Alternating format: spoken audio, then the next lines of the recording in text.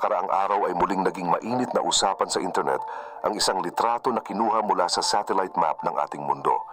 Sa gitna ng malawak na asul na karagatan, may isang kakaibang hugis ang nakita ng mga netizen na talagang nakakaalarma dahil sa laki nito. Kung titingnan nyo ang larawan na ito, makikita ang isang tila mahabang anino na may hugis ng isang dambuhalang ulo ng ahas.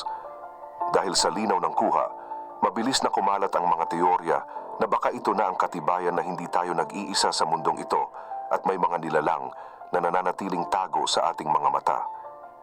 Marami ang nagsasabi na ito raw ang tinatawag na Leviathan, ang halimaw na kinatatakutan simula pa noong unang panahon. Pero ang tanong, isa lang ba itong pagkakataon o talagang may buhay na misteryo na naghihintay sa kailaliman ng ating mga dagat? Pero bago po ang lahat, baka pwedeng palike ang video na ito. Dahil napakalaking bagay na ito sa aming content creators, maraming salamat po. Sa totoo lang, ang kwento tungkol sa mga dambuhalang nilalang sa dagat ay hindi na bago sa atin. Bago pa man naimbento ang mga modernong barko na ginagamit natin ngayon, ang mga unang tao na naglakbay sa karagatan ay mayroon ng mga babala tungkol sa isang halimaw na kayang lumamon ng buong sasakyang pandagat.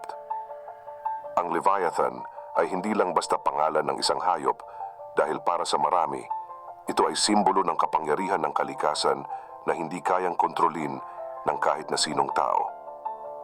Ang salitang ito ay nagmula sa wikang Hebreo na ang ibig sabihin ay isang bagay na gumugulong o kaya ay bumabalot. Isipin nyo ang isang nilalang na sobrang haba at laki na kapag gumalaw ito sa ilalim ng tubig, ay nagagawa nitong pabulain at pagalitin ang buong karagatan sa loob lang ng ilang segundo. Sinasabi sa mga sinaunang kasulatan gaya ng sa Biblia na ang Leviathan ay nilikha ng Diyos para ipakita ang lawak ng kanyang kakayahan. Sa aklat ni Job, binanggit na walang sino mang tao ang may lakas ng loob na lumapit o humuli sa nilalang na ito gamit ang ordinaryong kawit o lambat. Ipinapaliwanag dito na ang kalikasan ay may mga puwersa na sadyang ginawa para hindi natin magapi. Kahit sa ibang bahagi ng mundo ay may kani-kaniya ring bersyon ng kwentong ito. Sa bansang Mesopotamia, naniniwala sila sa isang diyosa ng dagat na si Tiamat na may katawan ng isang dragon at itinuturing na pinagmulan ng lahat ng mga halimaw. Sa kanilang mga alamat, ang katawan niya ang naging pundasyon ng ating daigdig matapos ang isang malaking labanan. Ibig sabihin, ang takot natin sa mga higante sa dagat ay nakatanim na sa ating kasaysayan. Kung pupunta naman tayo sa kultura ng mga taga-hilagang Europa o ang mga Norse, mayroon silang tinatawag na Jormungandr. Ayon sa kanila, ito ay isang napakalaking ahas na nakapalupot sa buong mundo habang nakakagat ang sarili nitong buntot sa ilalim ng dagat. Pinaniniwalaan nila na kapag dumating ang araw na binitawan ng ahas na ito ang kanyang buntot, mangyayari ang katapusan ng mundo dahil sa tindi ng pagbaha at lindol na idudulot nito. Maging sa bansang Japan, ay mayroon silang paniniwala tungkol sa isang malaking hito na tinatawag na Namazu.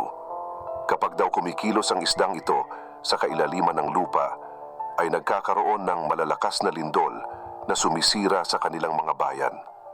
Ang lahat ng mga kwentong ito ay may iisang tema lang, at iyon ay ang pagkakaroon ng isang higanting nilalang na nagbabantay sa mga lugar na hindi pa natin napupuntahan.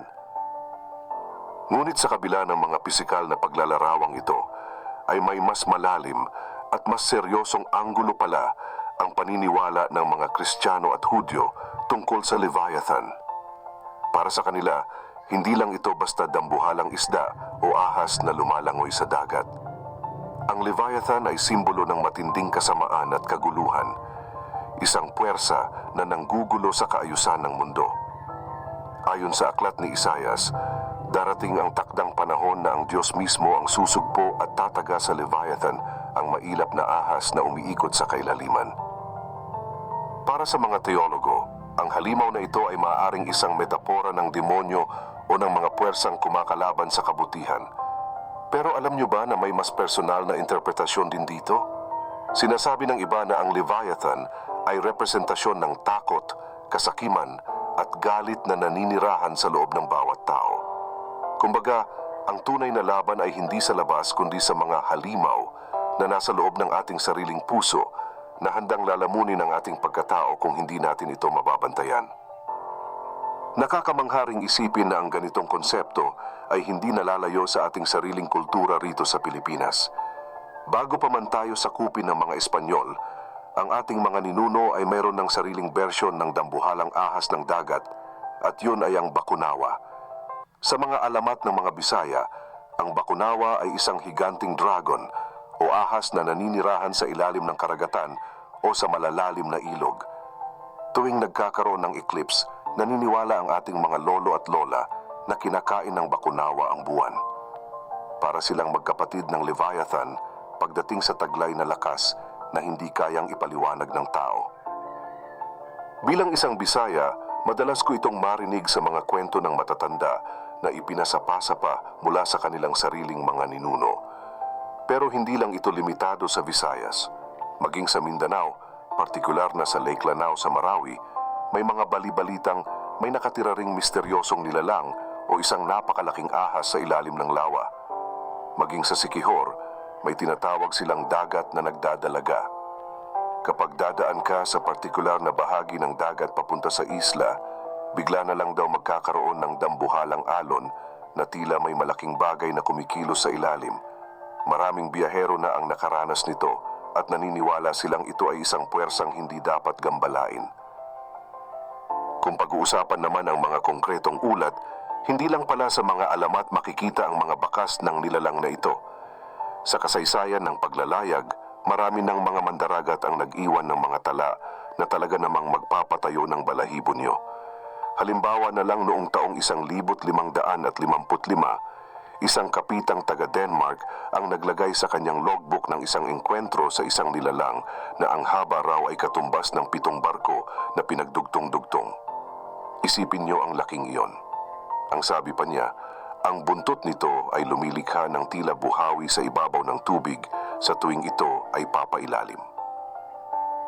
Hindi rin nagpahuli ang ulat mula sa Royal Navy ng Britain noong 1848 malapit sa Cape of Good Hope. Isang opisyal na dokumento ang naglarawan sa isang sea serpent na may kakaibang bilis at laki.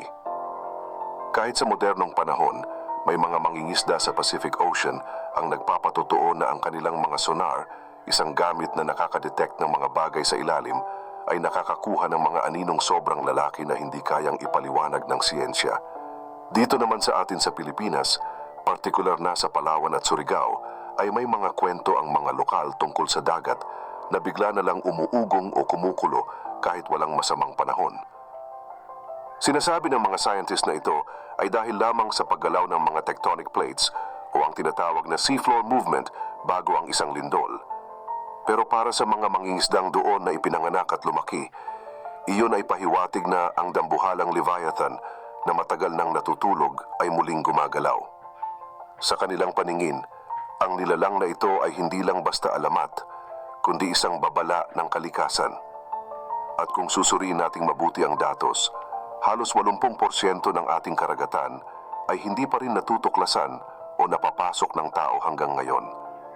Isipin nyo, 80%. Napakalawak ng bahagi ng mundo na nananatiling misteryo sa atin. Sa ganitong kalawak na espasyo, imposible nga bang may mga nilalang na tulad ng Leviathan na nagtatago sa dilim? Maaring ito ay totoo o maaring simbolo lang ng isang malalim na katotohanan. Ang Leviathan ay kumakatawan sa mga puwersang hindi natin kayang kontrolin, maging ito man ay pisikal o espiritual. Sa panahon ngayon, baka ang tunay na halimaw ay hindi na ang ahas, kundi ang mismong dagat na unti-unti nating sinisira. Sa gitna ng ating pagmimina, pagtatapon ng basura at pag-abuso sa kalikasan, baka tayo mismo ang gumigising sa Leviathan na ito. At kung sakaling magising nga siya, baka ang makita natin ay hindi isang anyong ahas, kundi ang hagupit ng mga tsunami at naglalakihang bagyo bilang paghihiganti ng dagat sa ating mga kasalanan. Sa huli, ang Leviathan ay higit pa sa isang kwentong pambata. Isa itong paalala ng ating kaliitan sa gitna ng napakalawak na universo. Tahimik ang dagat hanggang sa dumating ang oras na ito'y magising. At kapag ang Leviathan na ito ay tuluyan ng kumilos, wala nang anumang teknolohiya ang makakapigil dito. Ang tanong ngayon ay hindi na kung totoo ba siya, kundi kung handa ba tayong harapin ang galit ng kailaliman na bunga rin ng sarili nating kapabayaan. Kayo, mga kababayan, ano ang inyong opinyon? Naniniwala ba kayo na may dambuhalang Leviathan na naghihintay lang sa kailaliman ng ating mga dagat? O ito ay isa lamang matalinghagang paalala para sa atin? I-comment nyo ang inyong mga saloobin sa ibaba dahil gusto naming malaman ang inyong panig, at huwag rin kalimutang mag-like at subscribe para sa mas marami pang updates gaya nito.